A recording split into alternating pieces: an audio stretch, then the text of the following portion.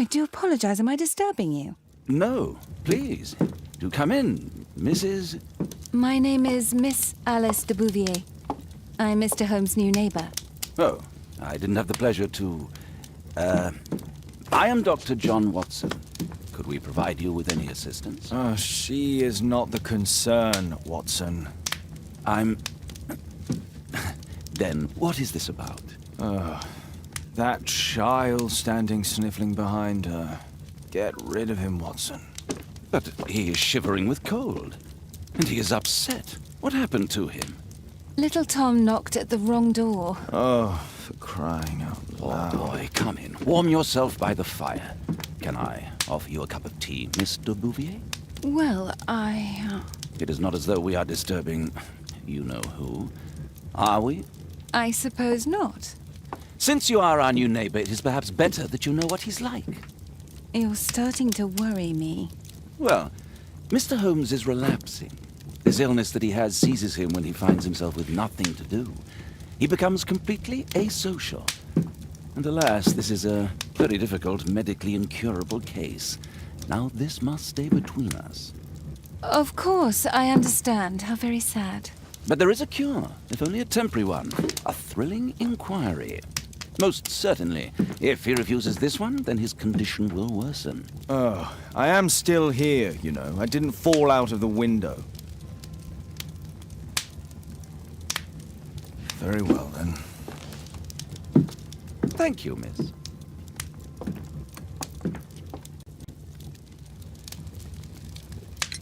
Now tell me, boy, what brings you here? It's my father, sir. He's missing. I don't know what to do.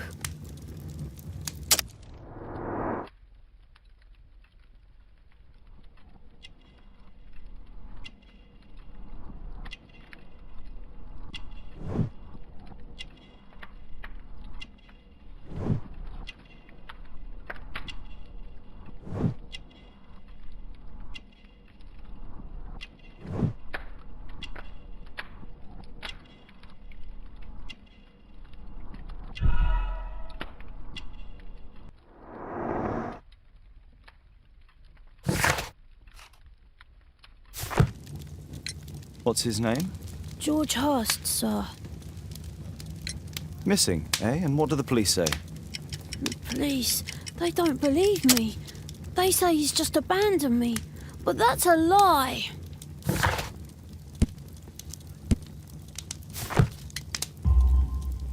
Obviously. Your clothes are well mended and you can read. Your parents may be poor, but you are loved.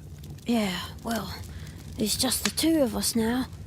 My mother died when I was a little one. And that's just one more reason for not leaving you. Your father doesn't seem the irresponsible type. He's very good to you. Well, that's right. But he has no fixed work, so he often takes odd jobs for the day, because that's all he can find. Only this time, he didn't come home. And when was the last time you saw him? 3 weeks ago. He left for a new job, but this time, he was acting a bit strange and angry. Strange? In what way? He said to me, "Son, I'm out on a special job. Don't you dare move from here." I think something went wrong. 3 weeks? That's a long time. Well, every day I thought he would show up. And anyway, I can look after myself. What were you thinking? You and your father are both at risk. You should have come to me much earlier. I was afraid. I ain't got no family, and I've got no other place to go. If our landlord finds out that Father left me, he'll throw me out on the street. Tom, you've been very resourceful. We shall be discreet. If only my mother was still here. Very well.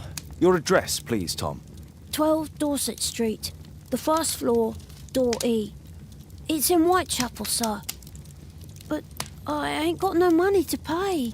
Who asked for money, Tom? Your case seems to be the very medicine I need. I'll meet you there shortly. Oh, thank you, sir.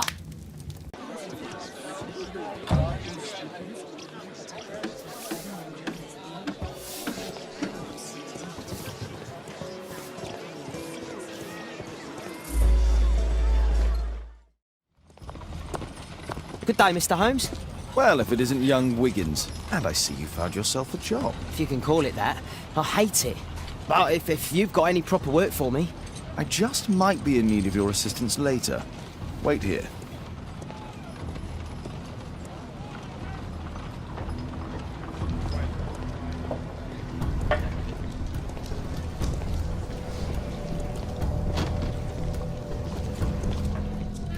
I need to earwig to find out who is offering this special job.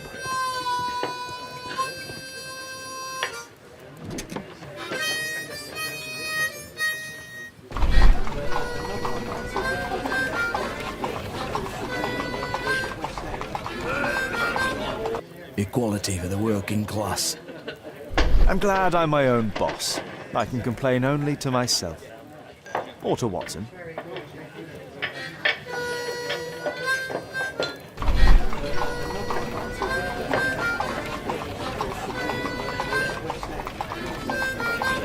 The man who's offering that special job has a proper set of mutton chop whiskers.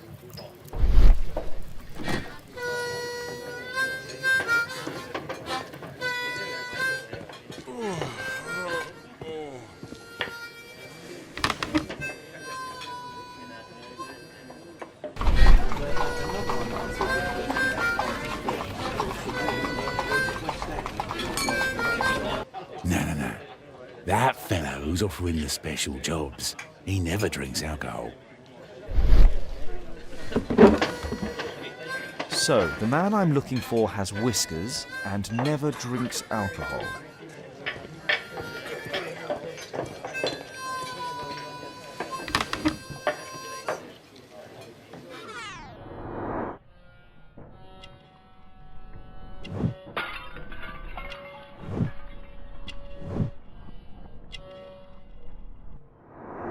This must be the man that I'm looking for.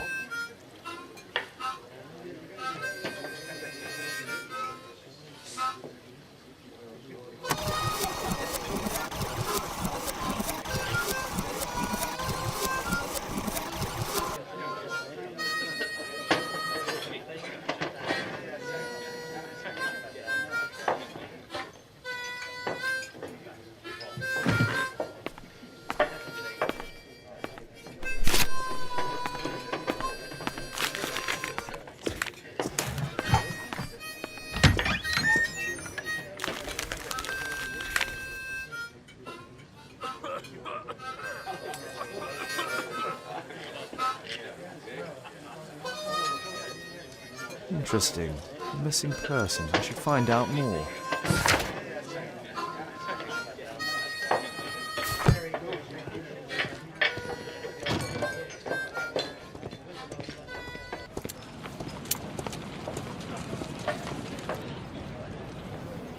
You see that gentleman?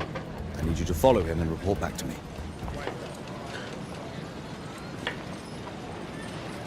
All right, Mr. Holmes.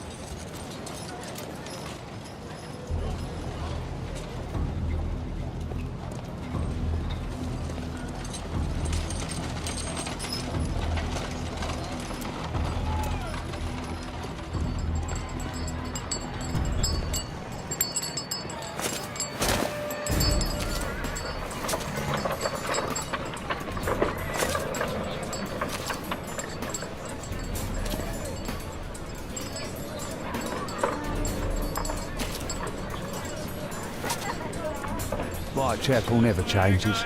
Dirt and beggars everywhere.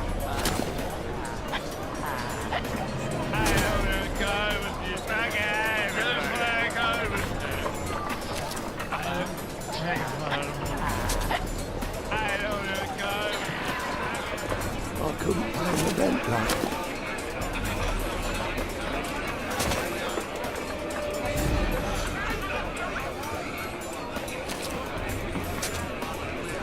Pumpkin, cabbage, cheek.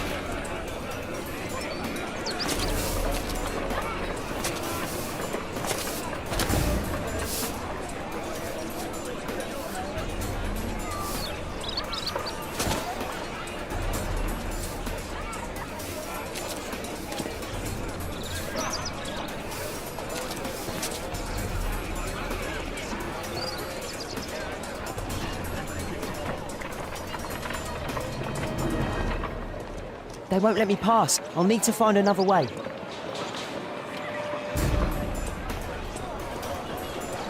Rich folk feed meat to their dogs. I can't even remember. Living costs are too much these days. My son has to work down the sewers. He's only 7.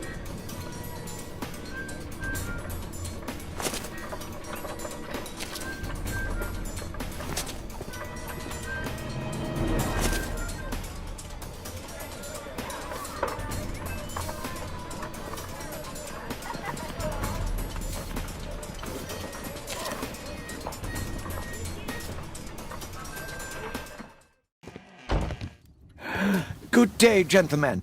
Welcome to my home. How may I help you? Good day to you, Lord Marsh. My name is Sherlock Holmes, and this is my friend and colleague, Dr. Watson.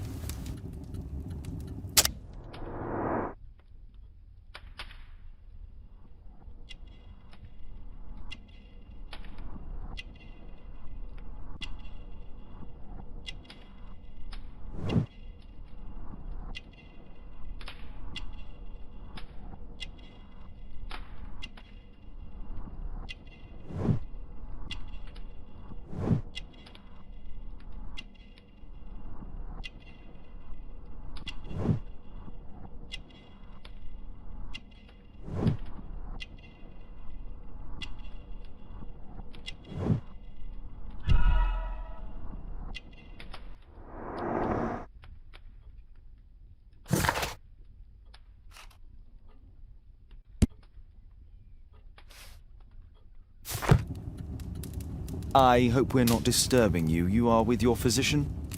Yes, this is Dr. Reuben Fisher. But no, please, I'm intrigued by your visit, Mr. Holmes. I'm glad to hear it. The last thing I'd wish is to upset the patient. Lord Marsh, can I just say that I admire all of your efforts in assisting the poor of London? Yes. It is a war that we must fight on our streets and now, too, from my home. You must surely have noticed those bags full of items, clothing and books for the unfortunate. That is inspirational. At my own humble level, I too try my best to support those in need. I thought perhaps that I could be of some assistance. I don't see why not. I already have the valuable assistance of Dr. Fisher, who happens to be my personal physician. It's curious. Your face seems familiar to me, Doctor. Oddly, I'm associating it with Whitechapel? Well done. You are right. I do occasionally frequent a few hostelries over there, would you believe it? Not that I am a drinker. But there, dressed as a working man, I can approach the other fellows to see if they might be interested in a special job. A special job? May I ask what you're referring to? Certainly. Since Lord Marsh began his special education program in 1889, he foresaw that such people would need an occupation of some kind.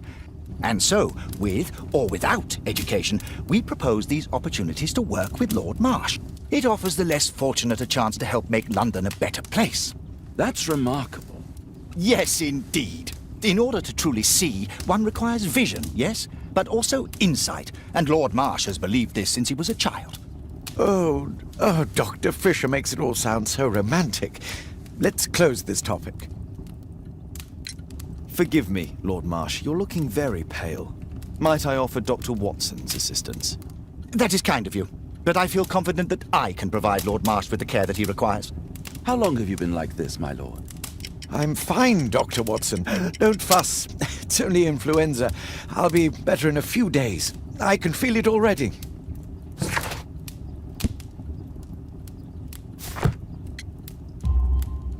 In that case, why are you taking such powerful painkillers? Excuse me, what do you mean? Mr. Holmes is referring to the pills on your table. I'm sorry, but that's a medical confidentiality.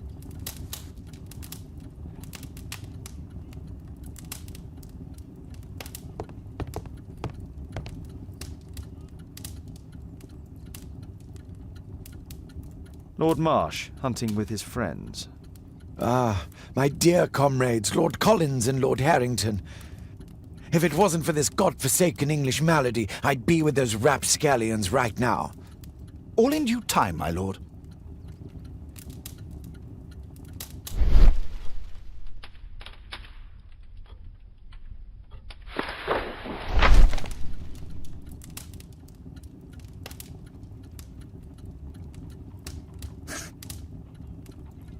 John Strobridge. I've seen this name before. It was on a missing persons poster. Last year, 3 orphans were put through medical college. Thanks to Lord Marsh and the special education program, a great many poor people will have a second chance in life. I can't quite work it out. Do you have any idea as to the number of people who might owe you their lives? Oh, don't embarrass me, Mr. Holmes. But indeed, these people have become like a family to me. That would be a fairly large family, I imagine. Yes, the list would be longer than any of your short stories. As for how large, well, Fisher is the one who keeps record. Might we take a glance at the list? I regret that is impossible. It is confidential. I stand firm upon that point, Mr. Holmes. I quite understand. We'll most certainly send a donation towards your educational program. I shall take my leave then. I thank you both and I wish you all the very best, gentlemen. Likewise, Mr. Holmes.